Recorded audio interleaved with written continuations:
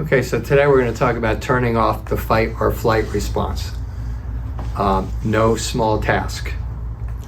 Having been in this for a long time, having practiced functional neurology as well as functional medicine, when I have a patient who has chronic disease, I call my practice the mystery disease practice, chronic fatigue, fibromyalgia, chronic irritable bowel syndromes, these types of things, the stress response is almost always a big player. And if you get into the fight-flight response where your brain is continually on a low threshold trying to, where the slightest little negative thought is going to set you off, that's a big part of your clinical picture. And frankly, when I'm evaluating patients, it's one of the biggest red flags I look for as to how severe that fight-flight mechanism is, as to whether to accept that patient or not. Because if you're trying to fix a person's gut, if you're trying to fix their gallbladder, their stomach, if you're trying to get rid of SIBO, if you're trying to get rid of chronic fatigue under control, if you don't get that fight-flight under control, that fight-flight mechanism under control, at the same time, it's not happening. That person's not getting better, at least not for any length of time. And so how do you do it?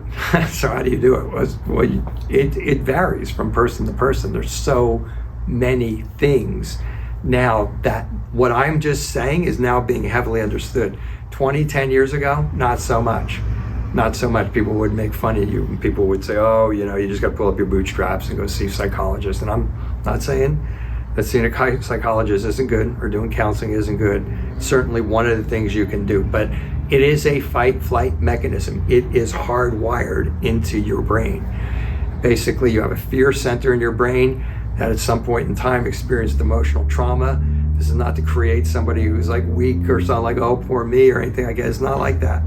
This is a mechanism of you have a mechanism in your brain that is designed to go off to protect you from whatever's going around you, because at some point you had egregiousness that was so bad that your amygdala got programmed. So this is an automatic response, which makes it a lot more difficult. Neurons are not as easy to get under control as stomach tissue or intestinal tissue or any of those types of tissue. It's not as easy to get in control as an autoimmune problem, frankly, at least in the functional medicine world. So there's so many different ways you can do it. I think the first thing that you have to know is that if your neuron function is not good, you're going to be close to the threshold, and it's going to make it much easier for you to go off into fight flight. So what does that mean? It means that if your blood sugar is bad, and this goes for high or low blood sugar, and for all you people who have low blood sugar and people aren't paying attention to it, it is a big deal. And you need to learn how to control that, okay? High blood sugar too, but I mentioned low blood sugar because it's ignored and it shouldn't be. Blood sugar, your brain needs proper blood sugar, it needs proper oxygen.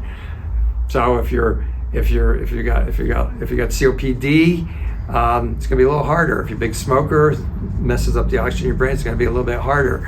If you have sleep apnea and you're not doing the CPAP, it's gonna be a little bit harder. If you have anemia, it makes it very difficult. You're not getting oxygen.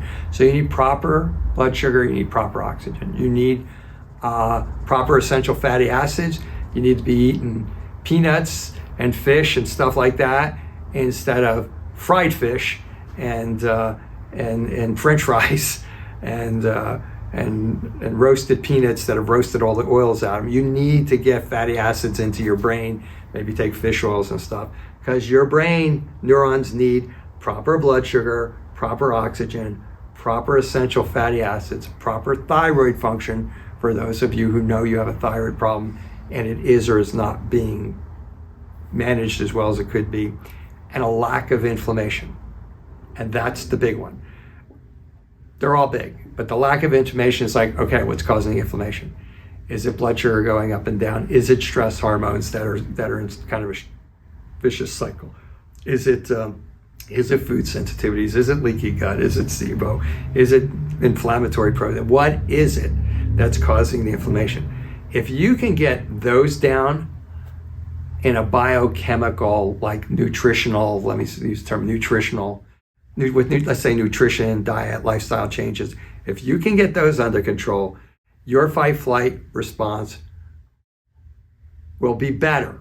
I'm not saying it'll be gone, but it'll be more available to counseling. It'll be more available to you using any of the many things out there that people are trying now. Who's trying ashwagandha, who's trying adaptogens, who's trying GABA. I literally just talked to somebody, literally not within the hour, that took some psychedelic mushrooms and it got rid of his suicide ideation. There's just so much research going into this right now. And let me tell you, nothing works for everybody.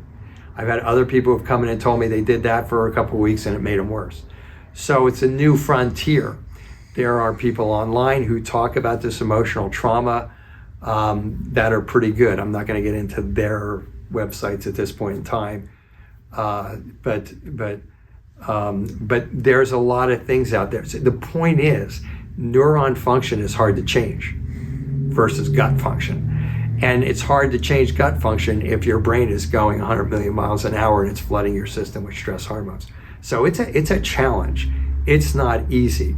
There are brain rehab exercises that functional neurologists, that if you find a certified, board certified diplomate in functional neurology, they can probably give you brain rehab exercises. Some of you have probably heard of NMDR.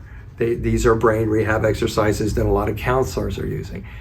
There's so many things. Obviously, there's medications, right? If all else fails, and I have somebody who's coming in here who's massively depressed, or they have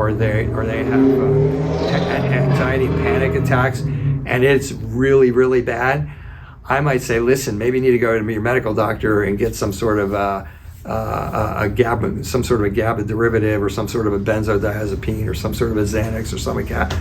And they're always shocked when they come back and their gut feels a little bit better because the stress response has helped them. Why would I do that?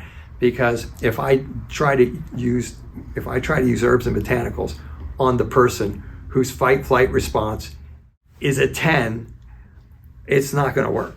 Especially when people are coming into me and they're already sick and they already got these other things. But the medication is going to work unless it gives you side effects. And if it gives you side effects, you're kind of out of luck on that. But the point is to get anything else under control, you have to use whatever's going to work for you. Preferably not a medication, but in the long run, for the long run, definitely, preferably not a medication for the long run, but you need to do whatever it takes to get that under control. It's kind of a tough subject because it's evolving subject. The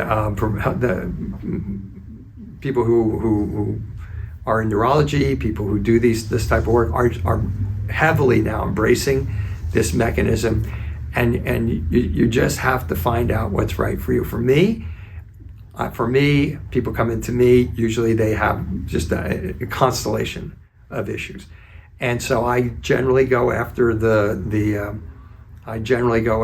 physiology first. I'll go after the blood sugar, I'll go after the adrenals, I'll go after the food sensitivity, the SIBO, all the things that are there in that patient that I know is screwing up brain chemistry. At the same time, usually when I go into the proper diet for that person, which differs from person to person, and we start getting rid of those things, their stress response starts to go down a little bit. But at the same time, I'm usually using herbs or botanicals or nutraceuticals or neurotransmitters based on what their finding is at the same time.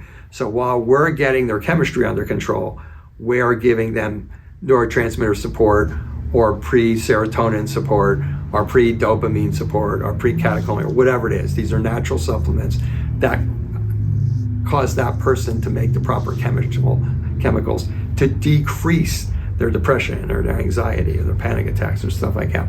And that works for me most of the time. But if it's really, really, really, really significant coming in, and who is that person? That's the person who has hyperhidrosis. Their hands are clammy, their eyes are constantly dilated, their eyes are having what's called blepharophthalmia. These people are in a massive fight-flight response. Then I may say, listen, Maybe you want to go counseling. Maybe you want to talk to somebody about getting that medicated first, not a medical doctor, get that medicated first. Then let's do this, what I'm talking about, and then let's go back to maybe using some supplements and these types of things. So it's complex. I think it's really the takeaway for you. I just want you to know kind of the lay of the land. Who's going to take this supplement? Who's going to take ashwagandha, and our anxiety is going to go away. Who's going to take it and gives them more anxiety, and there's reasons for that. Okay, so with the herbs and botanicals, if you're not going to do a whole protocol, it's kind of trial and error. Magnesium, oh my God, magnesium. I've had people have magnesium bring down their chronic anxiety. I've had other people take magnesium and go, So there's so many different mechanisms that create neuroinflammation that perpetuate this fight-flight response. It really is something that you have to take a comprehensive view of and then try to figure out what's right for that person. So that's what I know about bringing the fight-flight mechanism under control.